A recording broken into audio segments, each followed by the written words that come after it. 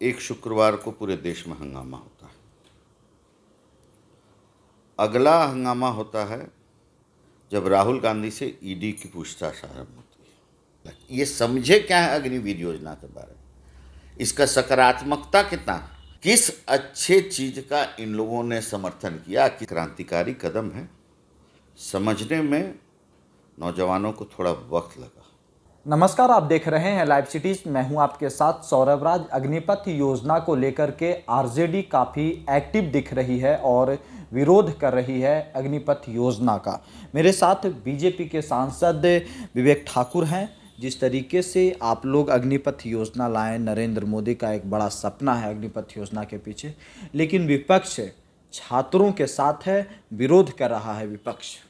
देखिए, आप आज जिस समय इंटरव्यू ले रहे हैं जी, उस समय विपक्ष विरोध कर रहा है, छात्र समझ चुके हैं। छात्र समझ चुके हैं निश्चित। आप पूरे देश का माहौल देखिए। एक चीज आपको समझना होगा जी। कि कुछ संयोग है, एक दिन एक शुक्रवार को पूरे देश में हंगामा होता है। अगला हंगामा होता है जब राहुल गांधी से ईडी की पूछताछ आरंभ होती है और एक क्रांतिकारी कदम है, समझने में नौजवानों को थोड़ा वक्त लगा और शायद वो विस्तृत योजना को हम पहला एक दो दिन यह मान के चले अनुमानित रूप से कि लोग समझ रहे हैं, और वो समझाने में 2-3 दिन का जो वक्त लगा पूरे देश भर में जी, तो आज वही स्थिति है कि नेतागिरी करने वाले इस विषय पे रोटी सेकने वाले जो हैं वो दिख रहे हैं, और जिनके आधार पे वो रोटी सेकना चाह रहे हैं जी, वो समझ गए हैं और तैयारी में लग गए हैं, क्योंकि कल का भविष्य जो है अग्निवीर का है। लेकिन तेजस्वी यादव, आरजेडी का कहना है कि आप लोग छात्रों के भविष्य के साथ खिलवाड़ कर रहे हैं और छात्रों के भविष्य में आप अंधकार की ओर ढकेल रहे हैं। ऐसा है कि पहले उन लोगों में से किसी को आप चयन कर लीजिए कि इस पूरे योजना पर चर्चा करने के लिए मुझे जिस समय जिस स्थान पे कहें मैं उनके साथ साक्षात्कार करने के लिए तैयार हूँ। एक बात जी, और दूसरी बात आपके भी माध्यम से ये कहना चाहूँगा कि देखिए, ये कोई रातों रात सोचा हुआ निर्णय नहीं है। इस पूरी सोच की पैदाइश 1989 में हुई थी, जी, पहली बात। दूसरा, प्रामाणिक रूप से यह अध्ययन किया गया, कारगिल का जो युद्ध हुआ था, तो जो हाई ऑल्टीट्यूड की लड़ाई थी जी, और 6 महीना और 1 साल और 1.5 साल के ट्रेंड जो हमारे एकदम नौजवान सैनिक थे, उनका परफॉर्मेंस वहाँ पे आउटस्टैंडिंग था, बनिस्बत की जो हम कहेंगे कि मतलब ज़्यादा गंभीर अवस्था के ट्रेनिंग लिए हुए जो हमारे सैनिक थे उसके तुलना में। जी, पूरे विश्व का औसत उम्र पूरे सेना का जो है 26 से 27.5 साल के बीच में। भारत का जो सेना का औसत आयु है वह 32 साल है। उस 32 साल को अगर आप देखिए, युद्ध का तरीका बदल गया। जी, शरीर और बंदूक की लड़ाई जो है न्यूनतम हो गई है, और वॉरफेयर और टेक्नोलॉजी आधारित लड़ाई जो है जी, वह अब ज़्यादा है। आपने अभी देखा होगा रूस यूक्रेन की लड़ाई में कि रूस शुरू में थल सेना भेजा, जी, वो फंसा उसमें, और अब थल सेना की उपस्थिति न्यूनतम दिखती है। मॉस्को से बैठे हुए जो क्षति यूक्रेन को रूस ने पहुंचाया है युद्ध के दृष्टिकोण से, वह एक अद्भुत उदाहरण है कि आधुनिक युद्ध कहाँ पे जा रहा है।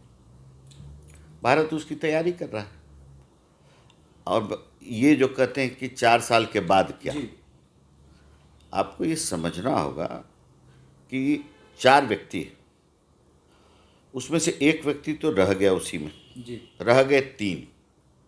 उस 3 के लिए पहली बार एक कैटेगरी अलग से, जितना केंद्रीय सुरक्षा बल के नौकरियां हैं, पहले आपको गिनती गिनना पड़ेगा जी, कि सीआरपीएफ, सीआईएसएफ, बीएसएफ, आईटीबीपी, जी, सीमा सुरक्षा बल और आसाम राइफल्स, और भी एक दो हैं। जी इसमें आप अग्निवीर आपका दूसरा परिचायक हो गया, जी और आपको वो सीधे 10% जो है वो आपके लिए, वहाँ और कोई नहीं है।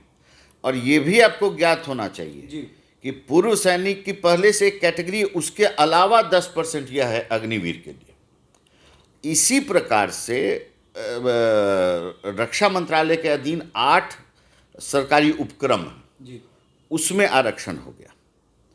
और शिपिंग मंत्रालय के द्वारा जो नेवी के तरफ से निकलेंगे, उनका मर्चेंट नेवी का वह कोऑर्डिनेशन संपन्न हो गया। जी पेट्रोलियम मंत्रालय अभी अध्ययन कर रहा है कि उसके जितने सरकारी उपक्रम हैं, उसकी नियुक्तियों में कैसे अग्निवीरों का स्थान हो।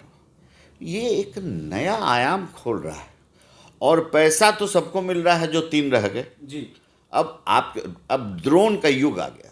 आप बताइए बालाकोट, आप बताइए उरी का जो बदला हम सेना लेके तो नहीं घुसे थे। सर्जिकल स्ट्राइक क्या था? प्रिसीजन का लड़ाई हो गया है। यह पता था ये 2 जगह आतंकी कैंप है जो हमारे तरफ आने वाला है। हमारे जहाज गए और 12 मिनट में वो आतंकी कैंपों को ध्वस्त करके आ गए। ये कैसे हुआ? कहीं खोजबीन तो नहीं हुआ? 100 आदमी भी नहीं गया था उसमें। तो ये युद्ध आज का बदल चुका है। आप सेना को आधुनिक बनाने की बात कर रहे हैं। विपक्ष का कहना है कि आप लोग अंबानी, अडानी, टाटा, बिरला के लिए काम कर रहे हैं, उन लोग के पास आप सेना को भेज दीजिएगा 4 साल बाद। ऐसा है कि विपक्ष कभी प्रगतिशील राजनीति किया ही नहीं है भारतवर्ष में। आज़ादी के बाद से लेके अभी तक ये मेरा स्पष्ट मानना है। भारत का प्रगति पथ जो 8 साल का यात्रा है, जी वो आप एक एक विभाग और सेक्टर के हिसाब से देख लीजिए।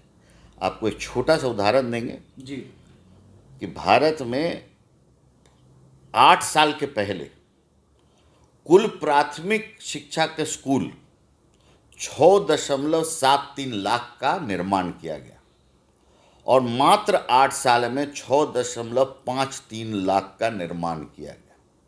भारत में 22 एम्स है। जी 15 एम्स इस 8 साल में खुला, बचे 7 में 6 अटल बिहारी वाजपेयी जी के कार्यकाल में खुला, रह गया 1। तो यही तो भारत का प्रगति का आपको रिपोर्ट कार्ड। किस अच्छे चीज का इन लोगों ने समर्थन किया? किसान सम्मान निधि में 6,000 जा रहा है संपूर्ण देश के किसान को। उसका महत्व उस जो पा रहा है उससे पूछिए। ये तो घोषणा की थी कि 72,000 रुपये हम देंगे। देश को लूट लेने के बाद इनके पास कोई गंभीर बात करने को है भारत के चिंतन के आधार पर? वो लोग कह रहे हैं कि अंत तक योजना को वापस लेना पड़ेगा। क्या इसके लिए भारत सरकार फिर झुकेगी, जैसे कृषि कानून के समय में झुकना पड़ा था देखिए, आप लोगों को? आपको एक चीज समझना होगा, ये झुकना या पीछे होने का बात नहीं है। जी एक लॉबी है देश में जी जो होल टाइमर यही काम करता है। उत्तर प्रदेश का चुनाव था तो उस समय एक माहौल का निर्माण हुआ। राकेश टिकैत टाइप का आदमी जी फिर कह रहा है कि अब हम इसमें फिर कूदेंगे। जी तो ये एक तरह से प्रोफेशनल विरोधी हैं ये लोग। माहौल देख के एकदम समय पे, जैसे कैसे राष्ट्रपति चुनाव में नामांकन करने वाले एक ठो नहीं थे, 30-32 बार नामांकन किए थे, बड़ा नाम था उनका, क्या धरती पकड़ या क्या इस तरह का कुछ नाम, और बार बार हार जाते थे। और बार बार। तो आप समझिए इन लोग प्रोफेशनल उसी कैटेगरी का विरोध करने वाला। ये समझे क्या है अग्निवीर योजना के बारे में, इसका सकारात्मकता कितना। नेवी ने तो घोषणा कर दिया हाँ कि महिलाओं को भी हम ले जाएंगे और ट्रेनिंग के बाद सीधे शिप पर ले जाएंगे। तो ये सब अकाल्पनिक चीज था जी। और नौजवान अब आज आपको पता है कि बिहार से प्रति 10 लाख जी सेना का अंतिम जो रिक्रूटमेंट हुआ है, प्रति 10 लाख का अनुपात के दृष्टिकोण से मात्र 22 लोगों का चयन हुआ है बिहार से, और हिमाचल का प्रति 10 लाख के हिसाब से के अनुपात देखिएगा तो 400 कुछ के हिस्सों नियुक्ति हुई। अरे हमको तो जितने आयाम खुले वहाँ तो कुछ है नहीं मेरे नौजवान के लिए प्रगति पथ पर। तो ये बहुत बड़ा एक अवसर है जी बिहार के नौजवानों को। और देश की जो प्रथम महिला पायलट थी जी वो भी तो दरभंगा की थी, जो फाइटर पायलट। तो क्या बोल रहे हैं कि बिहार के युवाओं की इनको चिंता है? सब ढोंग कर रहे हैं, राजनीति सीखने के लिए है। जी और भारत का युवा समझ रहा है। जी और एक चीज़ आप मान के चलिए, जी 4 साल के बाद, ठीक 4 साल के बाद, पहले बैच के निकलने के बाद देखिएगा कि किस तरह से एक रास्ता खुलता है, डिग्री उसको मिल रहा है, जो ट्रेनिंग और स्किल उसको मिल रहा है। अब नए शिक्षा नीति के तहत उसकी जो ट्रेनिंग और पढ़ाई होगी उसमें जो भी अगर हिंदी भाषा के साथ वो मैथमेटिक्स पढ़ना चाहता है तो वो अग्निवीर पढ़ेगा और उसको डिग्री देगी सरकार। तो बहुत एक क्रांतिकारी कदम है जी और उज्जवल भारत का, उज्जवल भविष्य का और नौजवान के भविष्य के दृष्टिकोण से बहुत ही सकारात्मक चीज़ है। चलिए शुक्रिया सर, थैंक यू।